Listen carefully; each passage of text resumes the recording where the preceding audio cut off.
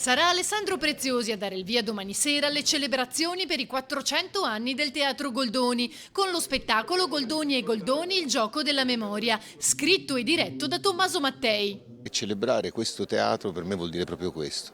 raccontare la rassicurante instabilità che vive Venezia attraverso il teatro. Ed è un'opportunità gigantesca, soprattutto perché attraverso questo reading che farò domani sera, che racconteranno i 400 anni del Teatro Goldoni,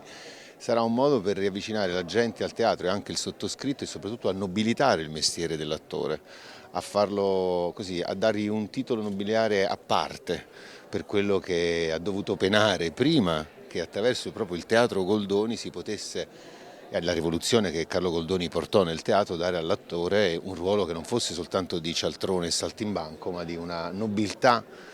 di pensiero che viene riconosciuta proprio grazie a queste mura che hanno ospitato la storia del teatro. Lo spettacolo, che vedrà protagonista Preziosi, dà il via a un triennio di iniziative tra Venezia e la terraferma, con 30 spettacoli, 120 recite in 7 palcoscenici, un teatro al porto, uno virtuale e uno viaggiante in 18 comuni del Veneto. Io credo che portare in giro il teatro significa anche fare copioni migliori, meno noiosi. Spesso andare a teatro è di noia mortale.